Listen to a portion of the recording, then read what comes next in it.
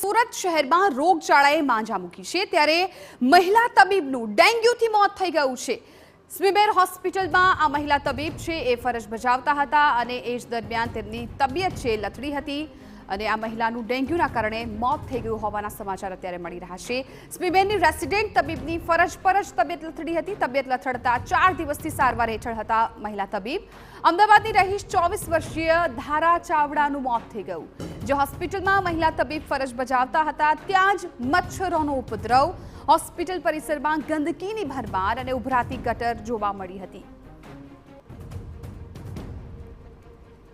તો શહેરમાં ડેન્ગ્યુના કારણે મહિલા તબીબનું મોત થયું છે। સુરતમાં જીવલેણ બની રહ્યો છે મચ્છરજન્ય રોગચાળો। ડેન્ગ્યુ અંગે આરોગ્ય વિભાગના અધિકારી જયસુખ વાઘડિયાનું નિવેદન સામે આવ્યું છે। રાજ્ય સરકારને તબીબ મોતનો રિપોર્ટ મોકલવામાં આવ્યો છે। શહેરમાં સપ્ટેમ્બરમાં ડેન્ગ્યુના 39 અને મલેરિયાના 55 કેસ નોંધાયા છે। સતત 3 મહિનાથી વરસાદ વરસી રહ્યો છે। સ્થિતિનું 3 લેયરમાં મોનિટરિંગ કરવામાં આવી રહ્યું છે। રોજના 1.25 લાખ ઘરોનો સર્વે કરાઈ રહ્યો છે તેવું આરોગ્ય અધિકારીનું નિવેદન। સુરત મનપાના 1500 જેટલા કર્મચારીઓ કામગીરીમાં જોડાયા છે, જે પૈકી 900 ફિલ્ડમાં અને 686 સર્વેલન્સ સ્ટાફમાં જોડાયા। અત્યાર સુધી 26 લાખ ઘરોનો સર્વે થયો છે। 67,000 ઘરોમાં બ્રીડિંગ મળી આવ્યા છે।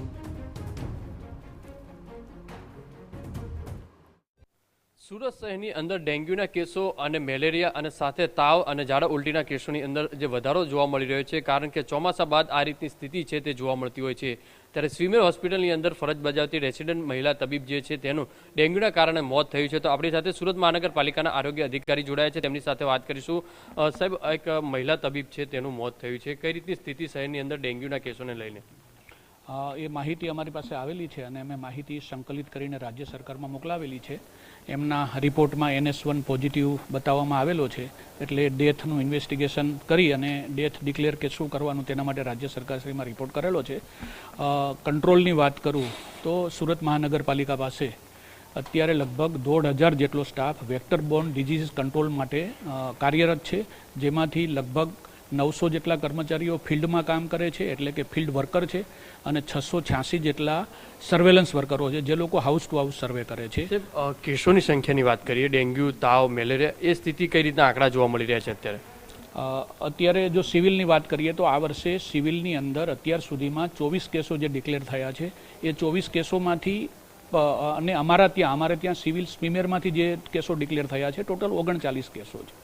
એટલે કેસોની સરખામણીમાં ગયા વર્ષે જે કેસો સપ્ટેમ્બર મહિનામાં હતા એના કરતાં આ વર્ષે કેસોમાં થોડો ઘટાડો છે। પણ આપે વાત કરીએ એ પ્રમાણે કે અમે લોકો સતત બીજી એક ફેક્ટર એવું છે, ઓગસ્ટ મહિનામાં પણ અમારે ત્યાં 39 કેસો નોંધાયેલા કન્ફર્મ કેસો।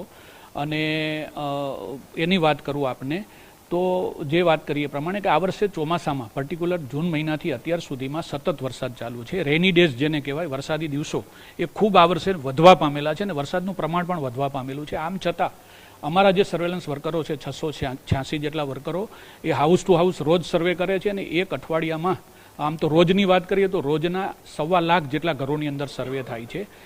ગત ઓગસ્ટ મહિનાની વાત કરું તો અમારા દ્વારા 26,66,000 જેટલા ઘરોમાં સર્વે કરવામાં આવેલો અને એ સર્વે દરમિયાન અમને 66,000 જેટલા મચ્છરના ઉત્પત્તિ સ્થાનો લોકોના ઘરની અંદર મળેલા।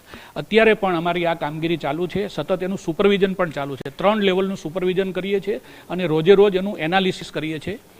સર, કઈ રીતની માહિતી છે તે સામે આવી રહી છે? કારણ કે સાહેબ, આ કેસોની સંખ્યાની અંદર ખાસ કરીને ડેન્ગ્યુની અંદર લોકોના મોત આ વર્ષે જોવા મળી રહ્યા છે। એ મેં આપને વાત કરી એ પ્રમાણે કે ડેન્ગ્યુના કેસોમાં અમારા જે ગવર્મેન્ટના જે અમારા આંકડાઓ છે એમાં ગત વર્ષની સરખામણીમાં આ વર્ષે કોઈ નોંધપાત્ર વધારો નથી। સતત વરસાદ હોવા છતાં અમે લોકોએ સતત 2-2.5 મહિનાથી કોન્સ્ટન્ટ કામગીરી કરી છે અને એના કારણે આ વર્ષે એટલો મોટો રોગચાળો ફેલાવા દીધો નથી અને એકદમ નિયંત્રણ હેઠળ। ખાનગી હોસ્પિટલની વાત કરીએ, સરકારી હોસ્પિટલના આંકડા સામે આવે છે, તો ખાનગી હોસ્પિટલની અંદર પણ દર્દીઓની સંખ્યા સતત વધી રહી છે, ત્યાંથી કઈ રીતની માહિતી મળી રહી છે, કઈ રીતની સ્થિતિ જોવા મળી રહી છે? ખાનગી હોસ્પિટલોમાંથી પણ અમારી પાસે જે આંકડાઓ આવે છે એ તમામ પ્રકારના શંકાસ્પદ અને કન્ફર્મ કેસો એ લોકો ખાસ કરીને ગવર્મેન્ટની અંદર ખાનગી હોસ્પિટલોની અંદર રેપિડ ટેસ્ટ કરવામાં આવતા હોય છે। ગવર્મેન્ટની અંદર જે એલાઇઝા ટેસ્ટ હોય એને જ કન્ફર્મ ગણવામાં આવે છે। આમ છતાંય અમારે ત્યાં જે રેકોર્ડ થાય છે એના કરતાં લગભગ 3 ગણા દર્દીઓ ખાનગી સર્વિસમાં જતા જ હોય છે અને આ રીતે અમારે ત્યાં જે પ્રકારની સિચ્યુએશન છે એ જ પ્રકારની સિચ્યુએશન ખાનગીની અંદર પણ જોવા મળે. હોસ્પિટલની અંદર જે ગંદકીના સ્તર જોવા મળી રહ્યા છે. સિવિલની અંદર પણ અમે લોકો સતત અમારી ટીમ જે 2-4 વર્કરોની ટીમ અમે સતત સિવિલ અને સ્મીમેર પર રાખી છે કે જે લોકો એની પેરીફેરીમાં સર્વે કરે ને ત્યાં કોઈ ટ્રાન્સમિશન ન થાય, અને રોજે રોજ એનો રિપોર્ટ અમે ડેપ્યુટી કમિશનર શ્રી સુધી મોકલીએ છીએ કે ત્યાં શું પરિસ્થિતિ જોવા મળે છે. એટલે અત્યારે ત્યાં મચ્છરોની સંખ્યાનું એટલે કે બ્રીડિંગ જે છે એ એટલા નોંધપાત્ર નથી, કંટ્રોલ હેઠળ છે.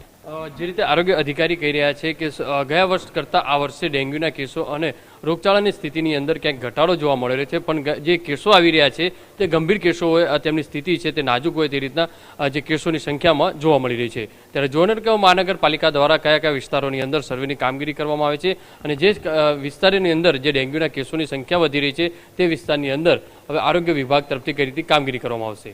કેમેરામેન સંજય ચંડલ સાથે બલદેવ સુથાર, TV9 સુરત.